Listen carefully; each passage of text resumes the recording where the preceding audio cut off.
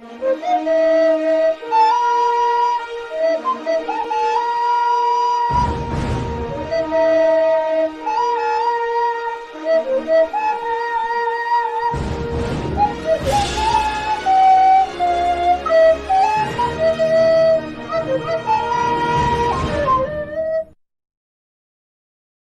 menjadi yatim jauh lebih muda dari umur adik-adik sekalian. 5 tahun ayah saya meninggal, ibu saya nggak punya usaha apa-apa, kami hidup sangat susah, sangat susah.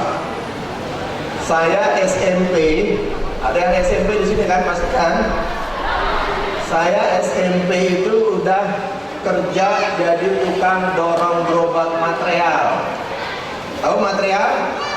Tukang jual barang-barang bangunan, alat-alat bangunan. Kalau dulu nggak pakai mobil material. Kalau dulu material semua pakai gerobak.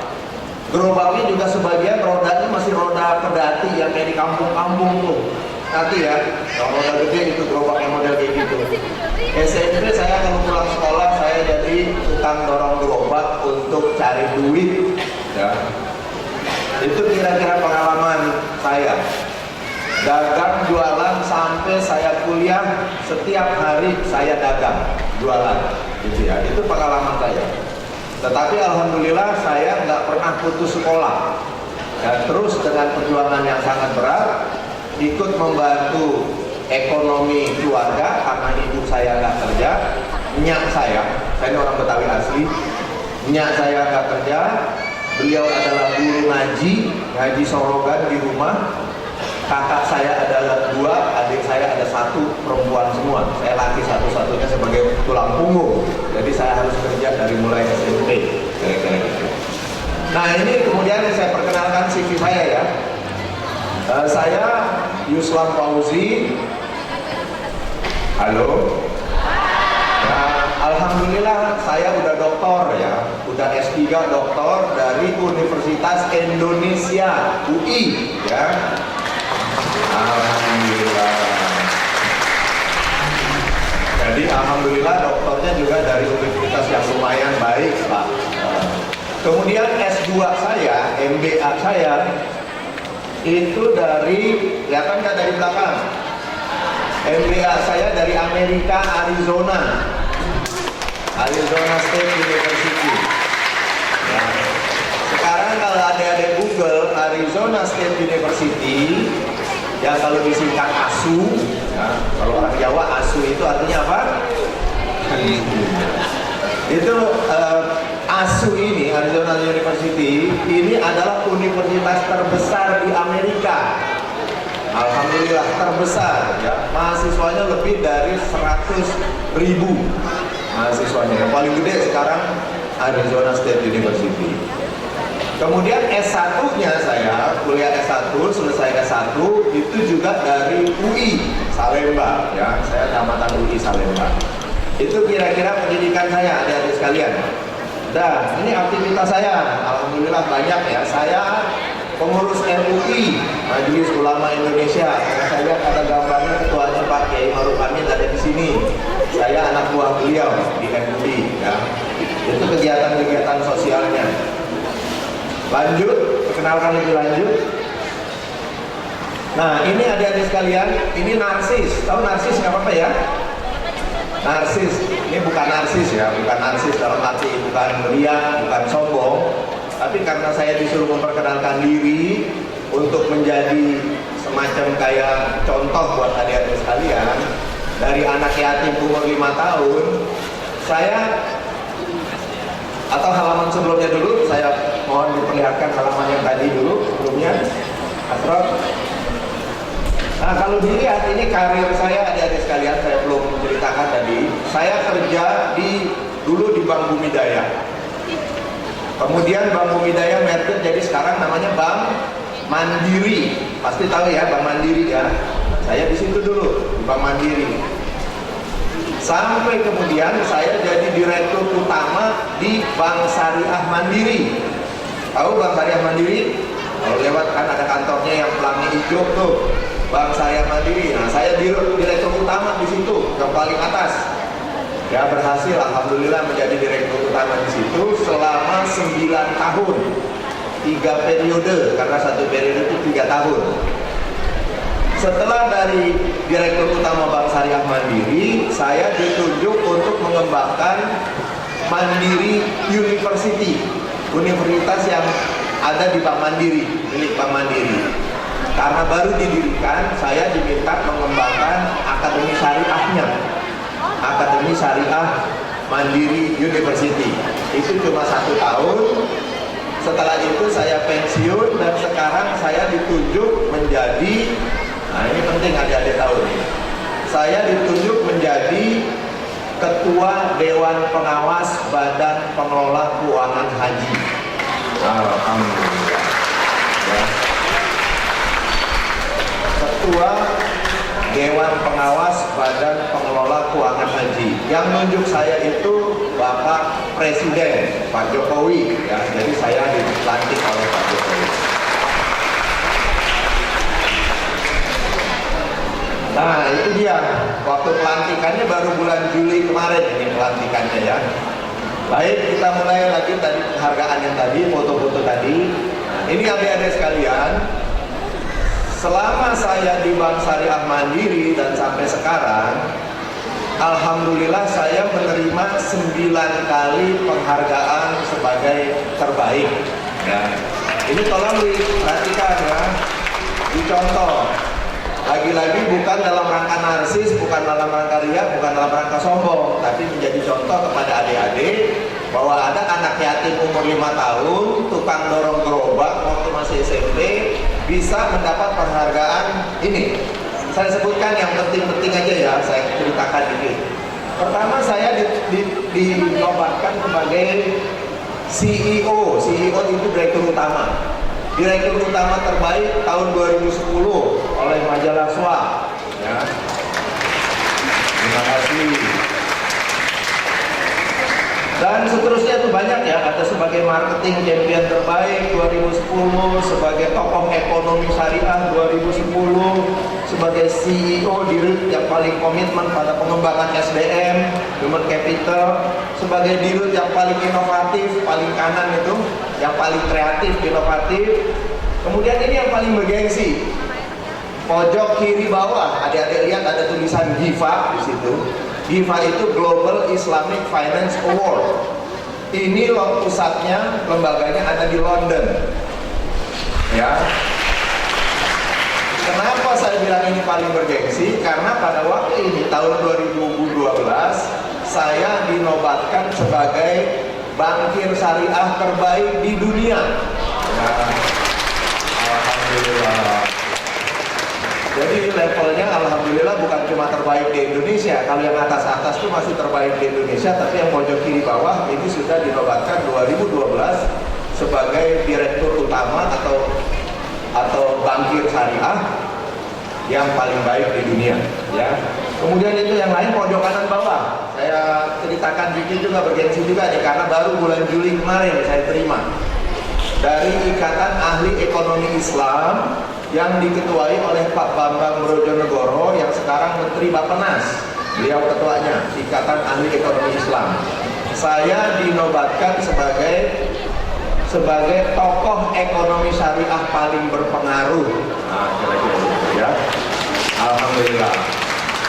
Terakhir, halaman berikutnya, ini namanya penghargaan-penghargaan yang saya terima karena kerja keras dan karena perjuangan saya, dibantu oleh teman-teman tentu saja.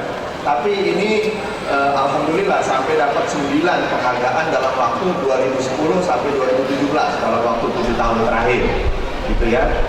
Nah ini terakhir tadi itu siapa yang lagi tanda tangan itu adik-adik? Pak Jokowi ya. Itu baru tanggal 26 Juli kemarin, 2 bulan yang lalu, saya dilantik oleh Pak Jokowi ini sebagai ketua Dewan Pengawas Badan Pengelola Keuangan Haji. Ya, alhamdulillah. Adik-adik tahu berapa duit haji sekarang yang saya kelola? Ada 101 triliun. Itu Nabi yang harus saya jagain. Kira-kira 101 triliun kalau dibeliin kerupuk satu kelurahan ketutup kali ya. Itulah adik-adik sekalian ya, perkenalan cukup, udah 12 menit ya. Sekarang saya ingin sampaikan kepada adik-adik, bagaimana nih anak yatim umur 5 tahun udah ditinggal oleh bapaknya. Umur 5 tahun deh, belum bisa ngapa-ngapain, saya sekolah aja belum waktu itu. Ya, baru ngaji-ngaji, ayah saya meninggal, hidup susah banget ya. Zaman dulu jajan sehari 25 perak itu udah hebat sekali zaman dulu, zaman saya. Tapi kok bisa ya dapat penghargaan, dapat kepercayaan oleh pemerintah, oleh masyarakat dan sebagainya. Saya kasih 3 kuncinya. Ya, ini yang nanti adik-adik harus ingat banget bawa pulang dan jadikan contoh dan pedoman bagi adik-adik sekalian. Contoh kunci yang pertama pasti udah pada tahu. Tapi saya buktikan, kalau adik kan baru tahu, saya sudah buktikan. Kunci yang pertama adalah belajar. Udah nggak bakalan salah. Adik-adik tahu ayat yang pertama turun bunyinya Iqra. Ya, Iqra, baca. Jadi umat Islam itu syariah pertama, kewajiban pertama yang turun kepada Nabi kita itu disuruh belajar kita. Iqra, Iqra, Iqra. Nabi Muhammad itu jangan kita kenal hanya sebagai Nabi yang ngajak kita masuk surga saja, dan sekalian. Ini kan peringatan Hijriah sekalian ini, tahun baru Hijrah. Adik-adik sekalian tahu Nabi Muhammad hanya perlu 10 tahun setelah hijrah untuk membuat bangsa Arab yang tadi jahiliyah, yang tadinya kerjaannya saling membunuh satu dengan yang lain, perang antara suku, perbudakan, pemerkosaan, itu masyarakat yang seperti itu. Tapi hanya dalam waktu 10 tahun saja setelah Nabi hijrah. Makanya hijrah ini menjadi penting sekali buat kita. Hanya 10 tahun saja itu Nabi bisa mengislamkan dan merubah Arab, ya, Jazirah Arab yang tadinya sangat jahiliyah itu menjadi bangsa yang sangat beradab, menjadi bangsa yang sangat menghormati kemanusiaan, menjadi bangsa yang sangat mencintai satu dengan yang lain, menjadi bangsa yang sangat mencintai ilmu pengetahuan. Dengan bangsa yang tadinya mati, peradabannya rusak, menjadi bangsa yang sangat mencintai ilmu pengetahuan, itu bangsa Arab kemudian menjadi pemimpin peradaban selama 700 tahun. Dengan ilmu pengetahuan. Jadi jangan lupa, Nabi Muhammad bukan hanya ngajarin kita untuk masuk surga. Sebelum masuk surga, kita harus buktikan melaksanakan ajaran Islam, kita juga pasti akan sukses di dunia. Doa kita kan nyebutnya gimana? Rabbana atina fid dunya hasanah. Doa kita menyebut sukses di dunia dulu, baru fil akhirati hasanah, baru nanti di akhirat kita sukses. Jadi kalau Islam kita jalankan dengan benar, kalau Islam kita laksanakan seperti yang diajarkan oleh Quran dan Nabi Muhammad, itu kita pasti akan sukses di dunia. Nggak bisa enggak. Sesuai dengan doa kita, Rabbana atina fid dunya hasanah. Baru kemudian dari sukses di dunia, baru kita sukses di akhirat. Nah kalau di dunia aja kita tidak sukses, berarti kita belum benar menjalankan agama Islam. Karena kalau Islam kita jalankan dengan benar kan seperti Nabi Muhammad dan para sahabat kan sukses dulu. Mimpin peradaban 700 tahun, menguasai ilmu pengetahuan, menguasai ekonomi, menguasai politik, menguasai budaya. Gitu kira-kira. Kuncinya apa tadi? Belajar, mencintai ilmu pengetahuan. Adik-adik tahu, di dalam ilmu investasi, itu investasi yang keuntungannya paling besar itu bukan main saham, bukan investasi di jual beli dolar, bukan investasi bikin pabrik, bukan investasi segala macam. Tapi investasi yang keuntungannya paling besar itu adalah menginvestasikan diri sendiri dengan belajar. Dengan hanya keluarin duit nggak seberapa untuk uang sekolah, untuk uang kuliah, tapi keuntungan yang akan kita terima seumur hidup itu jauh lebih besar daripada kalau kita investasikan buka warung, beli saham, beli segala macam. Itu udah di penelitiannya seperti itu. Dan adik-adik tahu, ya tolong saya, ini statistiknya penelitiannya juga. Orang yang sukses di dunia, disebabkan karena warisan orang tua, karena orang tuanya kaya, dia kemudian sukses karena dapat harta dari orang tua, itu cuma 1%. Tahu 1% berarti dari 100 orang yang sukses, cuma 1 orang sukses disebabkan karena orang tuanya. 99% itu disebabkan karena dia belajar, karena dia berjuang untuk belajar, ikro, baca. Adik-adik tahu juga negara-negara yang sekarang terkaya di dunia, sebut saja apa, negara apa yang terkaya di dunia sekarang ini? Amerika kan, negara-negara Eropa, Jerman, termasuk Jepang kalau di Asia, termasuk Singapura. Itu negara-negara yang kekayaan alamnya miskin, nggak punya tambang, nggak punya perkebunan, nggak punya emas dan sebagainya. Semua negara-negara kaya itu adalah negara-negara yang sumber alamnya miskin. Tapi kenapa mereka bisa kaya raya? Itu negara-negara Eropa, Jepang, Singapura, sekarang Korea Selatan, Cina. Satu kuncinya, karena mereka adalah bangsa yang belajar.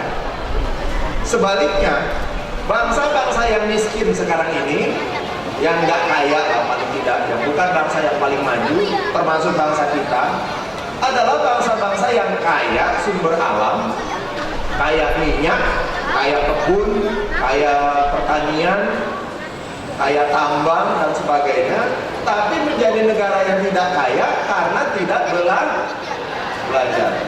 Karena education indexnya, indeks belajarnya rendah. Negara-negara ini negara yang tingkat sarjananya kecil.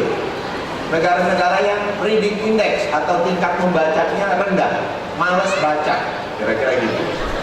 Itulah kira-kira contoh itu banyak sekali, baik perorangan maupun secara bangsa. Itu jelas bangsa yang sukses adalah bangsa yang belajar.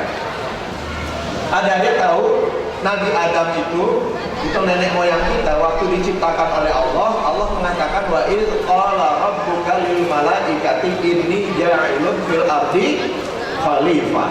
Kata Allah waktu mau menciptakan Adam, aku akan ciptakan Adam ini akan menjadi wakilku di muka bumi. Khalifah itu artinya wakil, bukan pemimpin ya. Kalau pemimpin itu imam, rois. Kalau khalifah itu artinya wakil. Khulafaur Rasyidin itu artinya para wakil-wakil Nabi, kira-kira begitu, yang lurus. Aku, kata Allah, akan menciptakan Adam ini dan semua keturunannya untuk menjadi wakilku di muka bumi. Jadi kita ini adalah keturunan Adam, kita ditunjuk menjadi wakil Allah.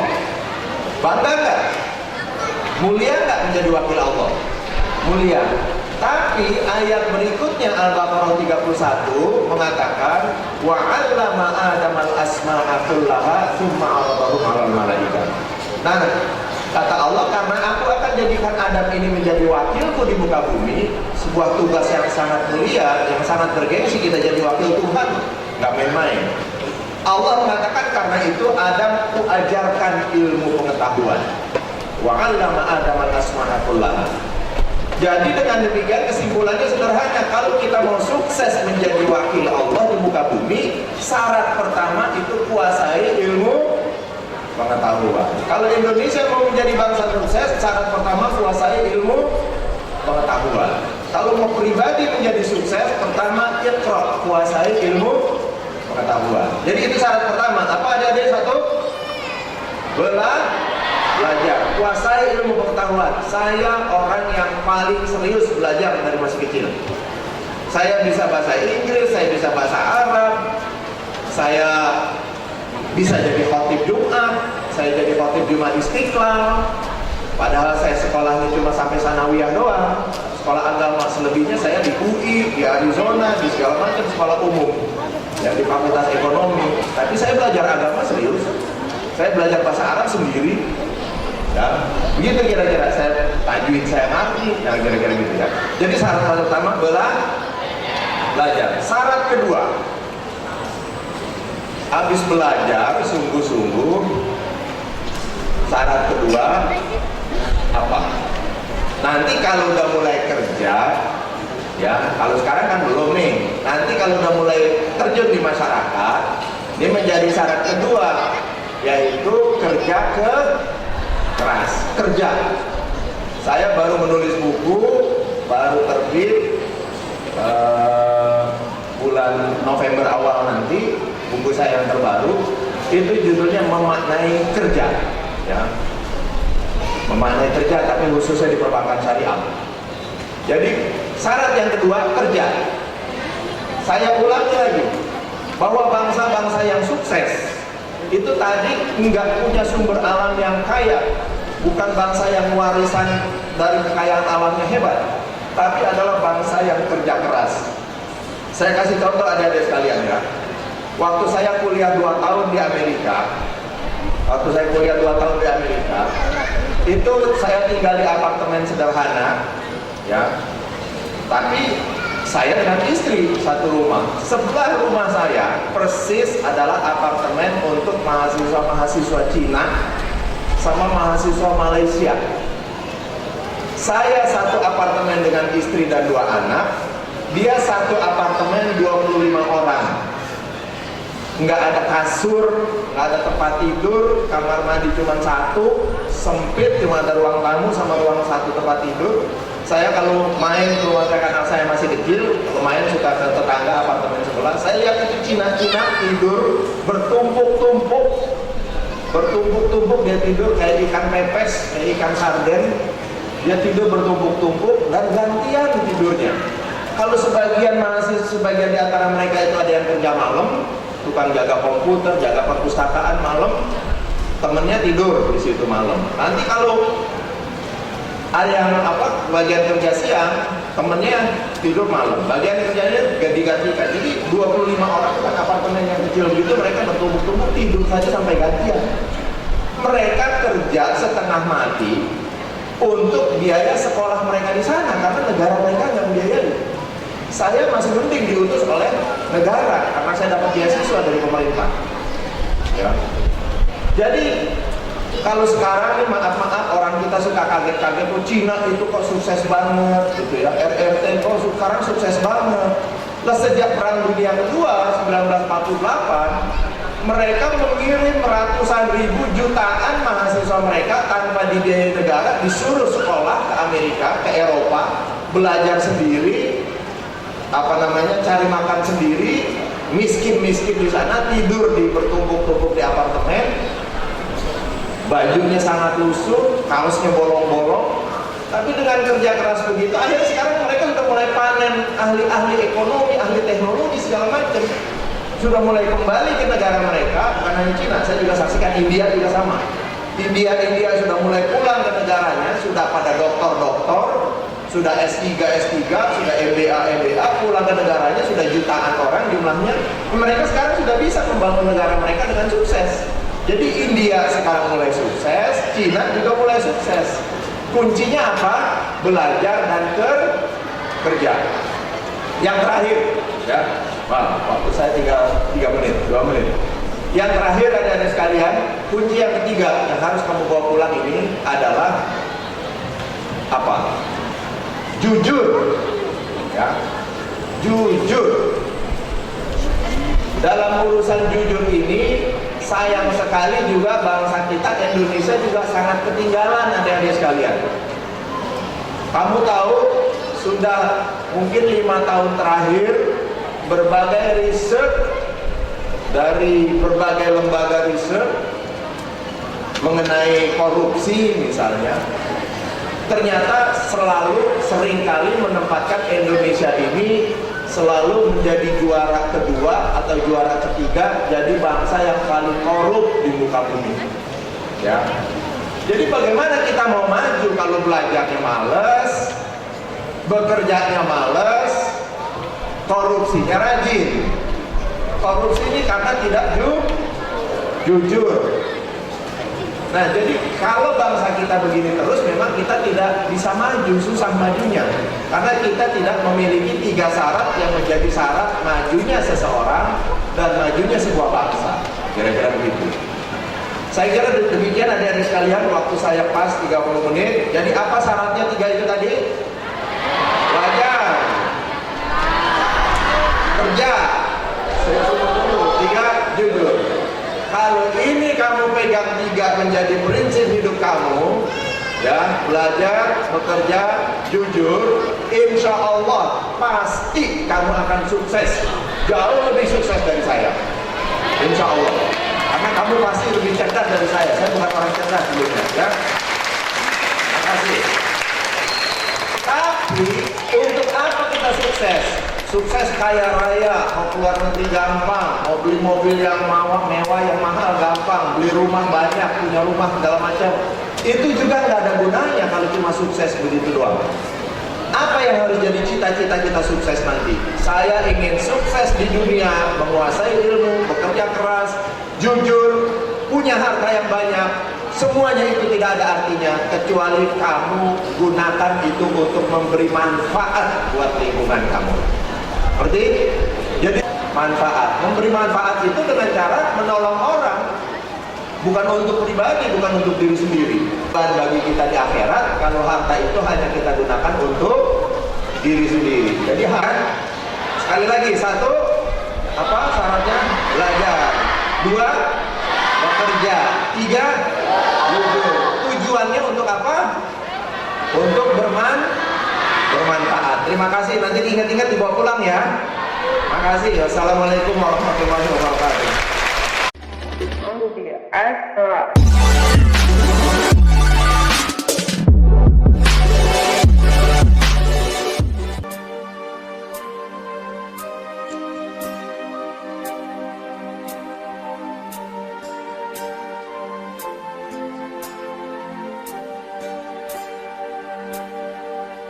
You